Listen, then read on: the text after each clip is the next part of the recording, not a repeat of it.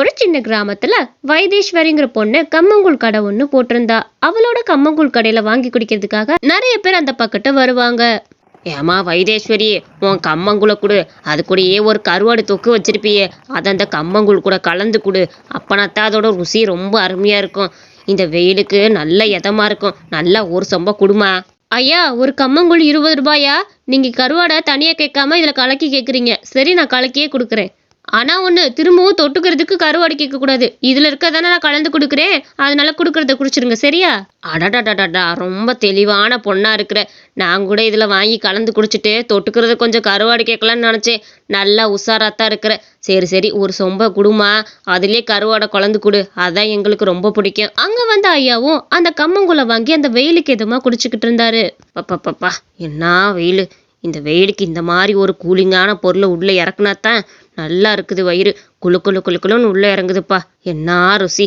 இந்தாமா பணம், 20 ரூபாய் தானே, இந்தா, நான் போயிட்டு வர்றேன். அங்க வந்தவரும் அந்த மாதிரி குடிச்சிட்டு கிளம்பினாரு. அப்ப ஒரு பாட்டி அந்த இடத்துக்கு வந்தாங்க. வாங்கம்மா, ஒரு கம்மங்கூழ் 20 ரூபாய் தான், வந்து வாங்கி கொடுங்க, ருசியா இருக்கும். இந்த வெயிலுக்கு நீங்க எல்லாம் நடக்க முடியாம நடந்து போறீங்க, குடிச்சிங்கன்னா கொஞ்சம் தெம்பா போலாம்ல. அடடடா, எனக்கு பார்த்ததுமே குடிக்கணும் போலதான் கண்டு இருக்குது. ஆனா என்ன பணம் கொண்டு வரல கையில. சரி, இப்ப கொண்டா, நான் குடிச்சுப்புட்டு சாயந்தரம் போல வந்து பணத்தை கொடுத்துட்டு போறேன். என்ன இந்த வெயிலுக்கு நடக்கவே முடியலம்மா, நடந்து வர முடியாம நடந்து வந்தேன். ஒரு சொம்ப கொடுத்தேன்னா குடிச்சுப்புட்டு போவேன் பாத்துக்க. என்னம்மா கேட்டுக்கிட்டே இருக்கேன், பார்த்துக்கிட்டே இருக்கிற, ஒரு சொம்ப கொடுத்தா என்ன, குடிச்சிட்டு சாயந்தரம் போல வந்து காசை கொடுத்துட்டு போறேன்.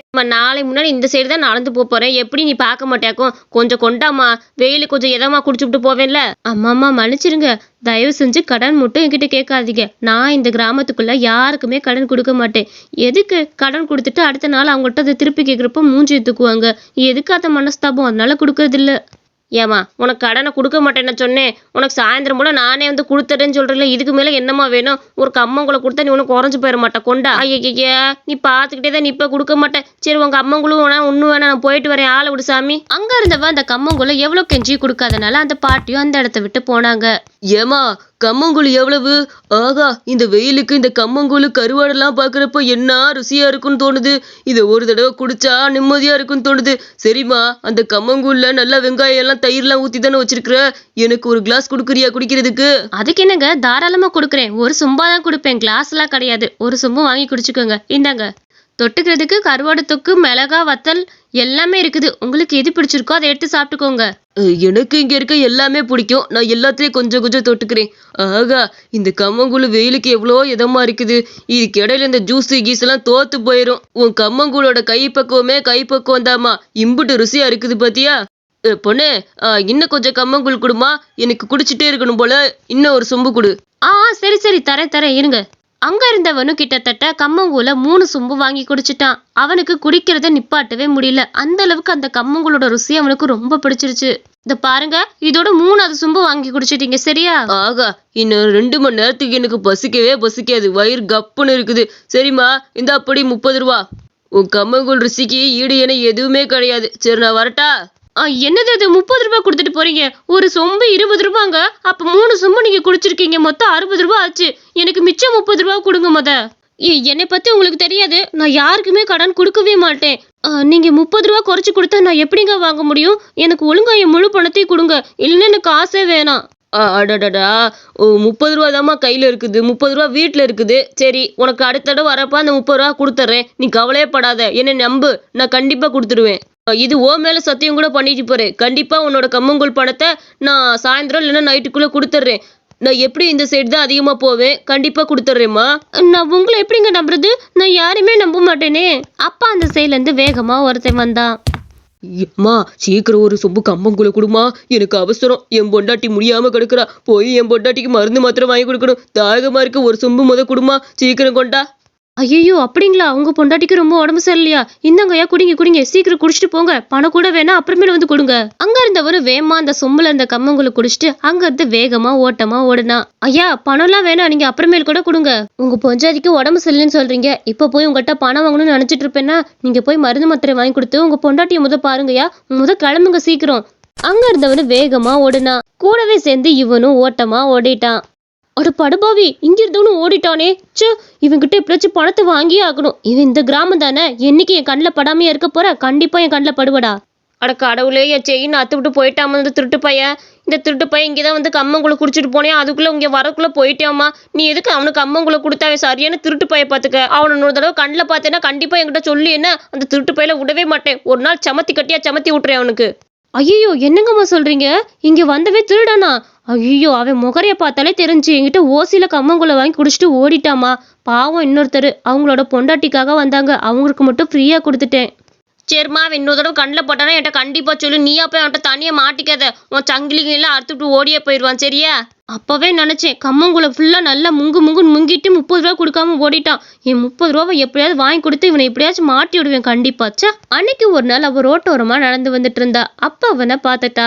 ஏண்டா ராமு, நீ எந்த வீடுன்னு சொல்லிட்டேனா அதுக்கேத்த மாதிரி அங்க வேலையை ஆரம்பிச்சிடலாம்டா. நீ இன்னும் பதிலே சொல்லாம இருக்கிறியே. 2 வீட்ல எந்த வீடுன்னு சொன்னா தானே நான் ஏதாவது வேலையை ஆரம்பிக்க முடியும். கொஞ்சம் பொருடா, யோசிச்சு சொல்றேன். எனக்கு ஒரு நல்ல முடிவா தோணணும்ல. எனக்கு எங்க பிடிச்சிருக்கோ அங்கதானே ஆரம்பிக்க முடியும். கொஞ்சம் பொறு, யோசிச்சு சொல்றேன். அட திருட்டு பயலே, ஏதோ வீட்டுல திருடுறதுக்கு திட்டம் போட்டுட்டு இருக்கான் பாரு. இப்ப போய் எப்படியாச்சும் நம்ம காசு கேட்டு வாங்கிடுவோம். வேற எதுவும் சொல்ல வேணாம். என்னங்க, இங்க பாருங்க, என்னோட 30 ரூபாய் அன்னைக்கு நீங்க கொடுக்காம வந்துட்டீங்க, இன்னைக்காச்சும் எனக்கு கொடுங்க. ஐயோ, 30 ரூபாவா? ஆமால, அன்னைக்கே நான் கொடுக்குறேன்னு சொன்னேன், மறந்தே போயிட்டேன். மன்னிச்சிருமா, இன்னைக்கு என் கையில எந்த பணமும் இல்லை, நான் எடுத்துட்டும் வரலையே. என்னங்க உங்களோட இதே வேலையா போச்சு? அன்னைக்கு நைட்டுக்குள்ள வாங்கிக்கோன்னு சொன்னீங்க, இன்னைக்கு இவ்வளோ நேரம் ஆச்சு, இன்னும் வரைக்கும் என் பணம் வந்தாகல. எனக்கு 30 ரூபா கொடுப்பீங்களா மாட்டீங்களா? நீங்க கொடுக்காம இந்த இடத்த விட்டு நான் நகரவே மாட்டேன். எனக்கு 30 ரூபா எடுத்து வைங்க, அதுக்கப்புறம் தான் இங்க எடுத்து விட்டு நகருவேன் நானு. இதை பாரு பொண்ணு, உனக்கு கொடுக்க கூடாதுன்னா இல்லை, கரெக்டாக உனக்கு கொடுக்குற நேரம் என் கையில் பணம் இல்லாமல் போயிடுது. சரி, நீ ஒன்று பண்ணு. என் வீடு அந்த ஆலமரத்துக்கு பின்னாடி தான் இருக்குது, அங்கே வந்து நைட்டு உன்னோட பணத்தை வாங்கிட்டு போய்க்கோ. அப்போ உன் பணம் இல்லைன்னு சொல்ல மாட்டேன், கவலைப்படாத, சரியா? என் நண்பன்கிட்டயும் பணம் இல்லை, இல்லைன்னா அவங்ககிட்ட கூட நான் வாங்கி கொடுத்துருவேன், இல்லையா நண்பா? ஏதோ ஒண்ணு, நான் நைட்டு வருவேன். அப்ப என் பணம் கொடுக்கலன்னா அப்புறம் எனக்கு கெட்ட கோவம் வந்துடும் பாத்துக்கங்க. நீங்க சொன்ன அட்ரஸுக்கு நான் நைட்டு கிளம்பி வரேன் பாருங்க. அந்த மாதிரி சொல்லிட்டு அவளும் அங்கிருந்து கிளம்புனா. ஏன்டா சுரேஷே, உன்கிட்ட இல்லாத பணமா? ஏன்டா அந்த பொண்ணுக்கு ஒரு 30 ரூபா கொடுத்தா அவ பாட்டுக்கு போயிடுவாள்ல? உன்கிட்ட இப்ப கூட பணம் வச்சிருந்தேன், என்கிட்ட காட்டினியே. ஏன்டா இப்படி சதி பண்ணிக்கிட்டு இருக்க பாவத்தை? ஒரு 30 ரூபாய்க்கு அந்த பொண்ணை லோன்னு அலைய வச்சுக்கிட்டு இருக்க. அதெல்லாம் சும்மா விளையாட்டுறா, அப்பதுமே அதெல்லாம் சொல்றேன், விடு விடு. இங்க பாருங்க பாட்டி, இன்னைக்கு எப்படியாச்சும் அவங்கள கையும் களமா புடிச்சே ஆகணும். அவன் வீடு சொல்லிட்டு போயிருக்கிறான், அந்த இடத்துக்கு போயிடலாம். கண்டிப்பா அவனை கையும் களமா பிடிச்சிடலாம். எப்படியோம்மா, அவனை பிடிச்சா போதும். அந்த சண்டால பையில பிடிச்சி இன்னைக்கு சமத்தி கட்டிடணும், அதுதான் என்னோட ஆசை. சரி, நான் அந்த ஓரமா நின்னுக்கிறேன், அவன் வந்ததுமே நீ கூப்பிடு, சரியா? என்னங்க கொஞ்சம் வெளியே வரீங்களா? பாட்டி வேகமா வாங்க, அந்த திருடனை புடிச்சிட்டேன். என்னது திருடனா? நானா? என்னம்மா பேசிக்கிட்டு இருக்க? என்னைய திருடன் சொல்லிக்கிட்டு இருக்கிற? பாத்தீங்களா பாட்டி, இந்த இடத்துலதான் அவன் கமுக்கமா வந்து ஒளிஞ்சிருக்கான். இவனை புடிச்சு சமத்தி கட்டுங்க. அட ஏமா, நான் சொன்ன திருடன் அவன் கிடையாதுமா. ஒரு பச்சை கலர் ட்ரெஸ் போட்டு ஒன்னால அவனைத்தான் சொன்னேன். இது யாருன்னு எனக்கு தெரியாது. இந்த பையில கூட்டு வந்து அடிக்க சொல்லிக்கிட்டு இருக்க. ஏமா வீண் வம்பில் தூட்டு இருக்க? பேசாட்டு போமா, நான் போறேன். இங்கே பார் பொண்ணு, யார் நீயே? ஏமான திருடன் சொல்லிட்டு இருக்கிற? அன்னைக்கு உன்னை கம்மங்கூழ் கடையில் பார்த்தேன் தானே, ஒரு கடன் கேட்டது கொடுக்க மாட்டேன்ட்டாலே, சரியான கஞ்ச பீஸ் நடிடாவ. இல்லங்கம்மா, கொஞ்சம் ஆள் மாறி போச்சு, மன்னிச்சுக்கோங்க. அன்னைக்கு 2 பேருமே வந்து கம்மங்கூழ் குடிக்கிறமோ அந்த பாட்டி திருடன்னு சொன்னது இவரை தான் நினைச்சிட்டேன். ஏன் 30 ரூபாய் கொடுத்தா போயிருவேன். ஏண்டா என்னடா 30 சொல்லிட்டு இருக்கிறா? அவ காசு எதுக்கு வாங்கிட்டு வந்தா? அவ சரியான பிசினாரிடா. அவள்கிட்ட எதுக்கு காசு வாங்கிட்டு? அவ வீடு வரை தேடி வந்துட்டா பத்தியா? அவ காசை தூக்கி எறிய. இந்தாங்க பிடிங்க உங்க 30 ரூபாய். இதுக்காக இவ்வளவு தூரம் வருவீங்களாக்கும். இந்தாங்க உங்க 30 ரூபா. நீங்க விட்டுருந்தா நாளைக்கு நானே கொண்டு வந்து கொடுத்துருப்பேன். இந்தாங்க. மன்னிச்சிருங்க, உங்களை போய் திருடன்னு சொல்லிட்டேன். மன்னிச்சிருங்க. இதுக்கு மேல உங்களை நான் எந்த தொல்லையும் பண்ண மாட்டேன். நீங்க இப்ப சாப்பிட்டுருங்க, நான் போயிட்டு வரேன். ஏண்டா அவகிட்டலாம் எது கடனை வாங்கி குடிச்சிக்கிட்டு இருக்க? ஒரு 30 ரூபா இல்லையாக்கும்? அவ கம்மங்குழுக்காரே பயங்கரமான ஆள்றா, கடனே தரமாட்டா. இவள்கிட்ட எது கூட வாங்கி குடிச்சிக்கிட்டு இருக்கா லூசு பையில? அம்மா, அவ ரொம்ப நல்ல பொண்ணுமா, ஏமா அவளை இப்படி சொல்லிட்டு இருக்க? விடுமா. அவ வழக்கம் போல தன்னோட கடையை காலையில தொடங்குனா. ஆனா காலையில அவன் வந்துட்டான். ஏ பாப்பா, இன்னைக்கு கொஞ்சம் கம்மங்கூழ் கொடுத்தேன்னா நல்லா இருக்கும். இன்னைக்கு கொஞ்சம் குடிச்சிட்டு போயிருவேன், ஆனா நாளைக்கு உனக்கு பணம் கொடுக்குறேன், என்ன? இத பாருங்க, இதோட இங்க இருந்து போயிருங்க. அப்புறம் உங்களுக்கு மரியாதை அவ்வளவுதான். இதுக்கு முன்னாடியே வாங்கி கொடுத்துட்டு என்னை அலைய வச்சிங்கல்ல, இனிமேல் உங்களுக்கு எதுவுமே கிடையாது. நான் கடன்லாம் கொடுக்கவே மாட்டேன். முதங்க எது கிளம்புங்க. அவன் மயக்கம் போட்ட மாதிரி ஒரு எந்திரிங்க. மன்னிச்சிரு, காலையில இருந்து சாப்பிடல. நீ கம்மங்கூழ் தர மாட்டேன்னு சொல்லிட்டியா, அதான் கொஞ்சம் மயக்கம் வந்துருச்சு. என்னங்க புடிங்க, நீங்க குடிங்க எங்க பாரு, நான் மயக்கம் போடலாம் இல்ல, சும்மா உங்ககிட்ட இந்த கம்மங்கூழை வாங்கி குடிக்கிறதுக்காக தான் அப்படி சொன்னேன். ஓ கம்மங்கூழ் கைப்பக்குவம் எனக்கு ரொம்ப பிடிச்சிருக்கே. உங்களை சும்மாவே விட மாட்டேன். எப்படி ஏமாத்தி குடிக்கிறீங்க? அவங்க அந்த மாதிரி சிரிச்சு பேசி சந்தோஷமா இருந்தாங்க. கொஞ்ச நாள்ல அவங்க திருமணமும் செஞ்சுக்கிட்டாங்க. இந்த கதை உங்களுக்கு பிடிச்சிருந்துச்சுன்னா மறக்காம நம்ம அனிமேஷன் ஸ்டோரிஸ் சேனலுக்கு சப்ஸ்கிரைப் பண்ணிக்கோங்க.